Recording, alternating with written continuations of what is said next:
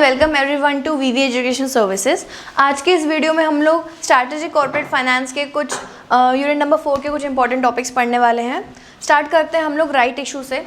उससे भी पहले हम लोग बात करते हैं बेसिकली इस सब्जेक्ट में आपको सोर्सेज ऑफ फाइनेंस को बहुत अच्छे से डिटेल में पढ़ना है। मतलब इस सब्जेक्ट में बहुत कुछ है पढ़ने के लिए, लेकिन सोर्सेज ऑफ बिजनेस फाइनेंस एक अलग ही चंक है पूरे चैप्टर का, जो हम लोग मोस्टली इस वीडियो में कवर करने वाले हैं। तो किसी भी कंपनी के पास जो सोर्स होते हैं फाइनेंस अरेंज करने के, वो दो होते हैं, इट इज़ ओनर्स फंड और it is borrowed fund. Owner's fund मतलब या तो आप ओनर्स पैसे लगाते हैं या तो आप जिससे पैसे लेते हैं आप उसको ओनर बना देते हैं, तो this is owner's fund. Borrowed fund का मतलब होता है जब आप किसी थर्ड पार्टी से पैसा लेते हैं, आप उसको ओनर नहीं बनाते, आप उसको क्रेडिटर बना देते हैं कंपनी का, जिस पर आपको इंटरेस्ट पे करना कंपलसरी होता है। बेसिकली वो एक तरीके का लोन हो जाता है ना, जो हम लोग का बोरोड फंड रहता है। तो यहाँ पर हम लोग कुछ ओनर्स फंड और कुछ बोरोड फंड की बात करेंगे। तो हम स्टार्ट करते हैं right issue. Right issue basically shares का एक टाइप है। शेयर्स जब हम लोग इशू करते हैं तो उसको इशू करने का एक तरीका है राइट इशू। तो शेयर जो है वो हमारा कैटेगरी कौन सा हो जाएगा, ओनर्स फंड। राइट इशू का मतलब होता है जब कंपनी, कोई भी नई कंपनी ये वाला मेथड यूज़ नहीं कर सकती। मैं भी आप लोगों को एंड में समझाऊंगी क्यों। जो पुरानी कंपनीज होती है जिनके ऑलरेडी मार्केट में शेयर्स होते हैं, राइट इशू का मतलब होता है कि जब वही पुरानी कंपनीज जब दूसरे शेयर्स इशू करती हैं for the very first time, जिसको हम आईपीओ कहते हैं, तो आईपीओ के थ्रू वो लोग राइट इशू करते हैं। राइट इशू मतलब क्या होता है, जब आप अपने एग्जिस्टिंग शेयर होल्डर्स को एक चांस देते हैं कि वो पहले शेयर्स खरीद लें। मार्केट में दूसरे लोगों को बेचने से पहले आप जब अपने एग्जिस्टिंग शेयर होल्डर्स को ये राइट देते हैं कि वो पहले शेयर्स खरीद लें, हो सकता है कि नॉर्मल प्राइजेस पे, फेस वैल्यू पर या डिस्काउंटेड प्राइस पे, वो डिपेंड करता है कंपनी टू कंपनी, बट आप पहली प्रेफरेंस अपनी किसको दे रहे हो, जो एग्जिस्टिंग शेयर होल्डर्स हैं उनको। एंड अगर उसके बाद शेयर्स बच जाते हैं, उसके बाद आप बाहर जनरल पब्लिक को इशू करोगे, ठीक है। तो इसको हम कहते हैं राइट इशू। अब ये वाला जो तरीका है ये कोई नई कंपनी इसलिए यूज़ नहीं कर सकती क्योंकि उसके पास एग्जिस्टिंग शेयर होल्डर्स होंगे ही नहीं, तो उसको प्रॉपर अपने फ्रेश आईपीओ जो है जनरल पब्लिक में ही लॉन्च करना पड़ेगा। उसके पास ये वाला मेथड का ऑप्शन नहीं रहता है। तो जब आप राइट इशू लिखें तो आपको ये वाला पॉइंट ज़रूर लिख कर आना है उसमें। Bonus issue. Bonus issue basically ये होता है जब आप किसी से कैपिटल लिए बिना उसके नंबर ऑफ शेयर्स बढ़ा दें। फॉर एग्जांपल, अगर मैं ये हम लोग एम्प्लॉयज़ को भी दे सकते हैं, एग्जिस्टिंग शेयर होल्डर्स को भी दे सकते हैं, कंपनी की मर्जी जिसको उसको देना। ये कैटेगरी होती है शेयर्स की बेसिकली। अगर मैं किसी कंपनी की एम्प्लॉय हूँ, मेरे पास कंपनी के ऑलरेडी 500 शेयर्स हैं, अगर कंपनी के पास, जैसे कंपनी को मुझे कुछ रिवॉर्ड देना है किसी चीज़ का, तो वो मुझे बोनस शेयर्स दे सकती हैं। या दिवाली वगैरह है, कुछ फेस्टिवल का टाइम है, तो बोनस वगैरह देने के लिए आप बोनस इशू भी दे सकते हो। बेसिकली आप यहाँ पर क्या कर रहे हो कि आप कंपनी जो है वो बेसिकली अपने एम्प्लॉयज़ को शेयर्स दे रही है, लेकिन उनसे पैसे नहीं ले रही उन शेयर्स के, तो उनको हम कहते हैं बोनस इशू। तो ये दोनों जो है हमारे ओनर्स फंड के टाइप्स थे। Sorry. Starting with borrowed fund. Borrowed fund मतलब जब हम लोग किसी थर्ड पार्टी से पैसे लेते हैं, तो ये हमारे पास कुछ मनी मार्केट इंस्ट्रूमेंट्स होते हैं। अब देखो ये दोनों है ना, ये कैपिटल मार्केट इंस्ट्रूमेंट है। कैपिटल मार्केट इंस्ट्रूमेंट मतलब जो हम 1 साल से ज़्यादा तक पैसा अपने पास रखते हैं जिन सोर्सेज से, उसको हम कैपिटल इंस्ट्रूमेंट्स कहते हैं, ठीक है, कैपिटल सोर्स इंस्ट्रूमेंट्स, या हम उसको कैपिटल मार्केट इंस्ट्रूमेंट भी बोलते हैं। तो बेसिकली अगर मैंने 1 साल से ज़्यादा के लिए पैसा अरेंज करना है, मेरे को अगर लॉन्ग टर्म के लिए फाइनेंस चाहिए, तो मैं कैपिटल मार्केट में जाती हूँ। मुझे अगर शॉर्ट टर्म के लिए पैसा चाहिए, से for 3 months, 9 months, in fact 2 days, तो मैं मनी मार्केट इंस्ट्रूमेंट्स इशू कर सकती हूँ। मनी मार्केट इंस्ट्रूमेंट्स कौन से होते हैं, जो आपको शॉर्ट पीरियड ऑफ टाइम में पैसा आपके पास आ जाता है, ठीक है। आपको यहाँ पे ज़्यादा पेपर वर्क नहीं होता है, हो सकता है कई बार कोलेट्रल भी नहीं रखना पड़े। तो इसमें हम लोग के कुछ इंस्ट्रूमेंट्स हैं। पहला इंस्ट्रूमेंट है treasury bill. Treasury bill basically एक शॉर्ट टर्म इंस्ट्रूमेंट होता है। कोई भी मोस्टली जो है ये गवर्नमेंट ऑफ इंडिया इशू करती है आरबीआई के थ्रू, तो आरबीआई इशू करता है on behalf of Indian government.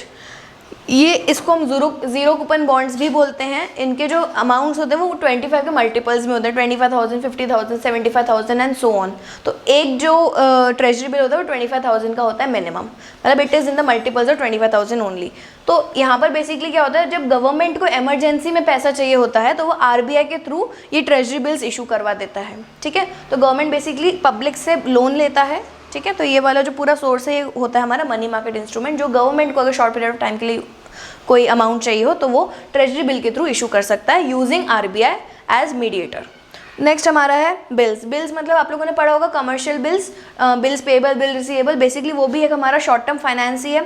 मुझे अगर आज उधार पर गुड्स खरीद, मतलब मैं अगर आज मेरे पास पैसे नहीं लेकिन मुझे गुड्स खरीदने हैं, तो मैं सामने वाले से क्या बोलूँगी कि मुझे 3 महीने का क्रेडिट दे दो, मैं ये चीज़ लिख कर दे दूँगी, तो that will become my bill payable. या हो सकता है कोई मेरे पास, मेरा कस्टमर आया, उसने मुझे बोला कि अभी मुझे गुड्स दे दो, मैं उसको कन्वर्ट करूँगा फिनिश गुड में, फिर मैं उसको सेल करूँगा, फिर जब पैसे आएंगे तब I am going to return it to you, तो वो हमारा हो जाएगा बिल्स रिसीवेबल, क्योंकि मैंने यहाँ पे गुड्स उधार पे बेचे हैं। तो जब हम लोग गुड्स को उधार पर खरीदते हैं, बेचते हैं, तो उस टाइम हम जो बिल एक बनाते हैं उसको हम कहते हैं commercial bill. Commercial bill can be of 2 type, bill receivable and bills payable. तो ये दोनों ही हमारे source of short term finance है, इसलिए हम लोग ये मनी मार्केट इंस्ट्रूमेंट में पढ़ रहे हैं।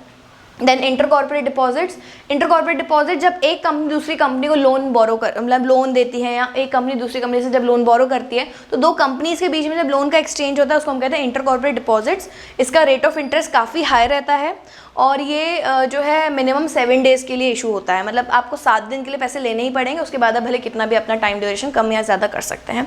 तो ये होता है inter corporate deposits. Then last है हमारा CP. CP is commercial paper. Commercial paper क्या होता है? एक ऐसा इंस्ट्रूमेंट होता है जो रेप्यूटेड कंपनीज इशू करती हैं, मतलब बेसिकली आप पेपर में ऐड देते हो कि हमें इतने इतने फंड्स की ज़रूरत है, तो अगर मैं किसी कंपनी पे ट्रस्ट करती हूँ, मैंने ऐड देखा और कंपनी बहुत अच्छी, कंपनी को अगर इमरजेंसी में बहुत ज़्यादा पैसों की ज़रूरत पड़ जाती है तो वो ये वाला सोर्स यूज़ करती है, कमर्शियल पेपर। ये वाला जो इंस्ट्रूमेंट है नॉर्मली सिर्फ जो रेप्यूटेड कंपनीज है वही इशू करती है, क्योंकि हम लोग एज इन्वेस्टर्स या एज जनरल पब्लिक हम इतने जल्दी किसी के ऊपर ट्रस्ट करेंगे नहीं। तो अगर आज रिलायंस या टाटा, ये बड़ी बड़ी कंपनीज अगर कमर्शियल पेपर इशू करती हैं तो हम लोग बहुत आसानी से उनका ही कमर्शियल पेपर खरीद लेंगे। बेसिकली उनको बहुत शॉर्ट टाइम पीरियड के लिए पैसा चाहिए तो हम लोग कमर्शियल पेपर के थ्रू भी वो लोग इशू कर सकते हैं पैसों को, ठीक है, उनको जो भी कैपिटल बिजनेस में लगाना है। तो that is commercial paper, it can be only issued by reputed companies. तो ये हमारे कुछ मनी मार्केट इंस्ट्रूमेंट्स थे। Moving on to last topic, public deposits. Public deposit हम लोग का एक शॉर्ट टर्म फाइनेंस है जो कंपनीज यूज़ करती है, ये भी रेप्यूटेड कंपनीज ही यूज़ करती हैं। बस इसमें क्या रहता है, इसमें आपको कुछ भी कोलेट्रल नहीं रखना रहता है बैंक के पास। बेसिकली आपको ये बैंक के थ्रू आप इशू करते हो, ठीक है। ये बहुत ही ज़्यादा शॉर्ट टर्म के लिए रहता है। ये एक रिनाउंड सोर्स है जो आजकल कंपनीज रियल में भी यूज़ करती है, पब्लिक डिपॉजिट्स। इसमें क्या होता है कि आपको बस एक बैंक को अप्रोच करना रहता है, आपको एक ऐड देनी पड़ती है कहीं पर, और ये इसका जो टेन्योर है वो 3 मंथ्स टू 9 मंथ्स रहता है। इसमें आपको कुछ भी कोलेट्रल नहीं रखना पड़ता, ये अनसिक्योर्ड है। मतलब अगर मैं किसी कंपनी के कमर्शियल डिपॉजिट्स नहीं, पब्लिक डिपॉजिट्स में इशू कर रही हूँ पैसे, अगर मैं किसी को दे रही हूँ थ्रू पब्लिक डिपॉजिट्स, तो मेरे अगेंस्ट में उसने कोई कोलेट्रल नहीं रखा है। जैसे डिबेंचर्स, आप लोगों को पता है डिबेंचर्स में क्या होता है कि अगर मैं अगर किसी कंपनी की डिबेंचर होल्डर हूँ और मैंने उससे डिबेंचर्स खरीदे हैं कुछ अमाउंट के, तो मेरे डिबेंचर्स के अगेंस्ट में उसने कुछ कोलेट्रल रखा होगा। कल को अगर वो मुझे पैसा वापस नहीं कर सकते हैं, कंपनी जो है मुझे अगर पैसा वापस नहीं कर सकते हैं, तो मुझे पूरा अधिकार है कि मैं उनके ऊपर केस फाइल करके उस कोलेट्रल को बेचकर अपने पैसे वसूल कर लूँ। लेकिन it is not possible in case of public deposit. तो पब्लिक डिपॉजिट और डिबेंचर्स में 2 मेजर डिफरेंसेस हैं। पहला, डिबेंचर्स लॉन्ग टर्म होता है और वो सिक्योर्ड होता है, और पब्लिक डिपॉजिट्स शॉर्ट टर्म होता है और अनसिक्योर्ड होता है। तो ये हमारा था पब्लिक डिपॉजिट्स। आई होप ये कुछ सोर्सेज ऑफ फाइनेंस आपको क्लियर हो। All the best for your exam.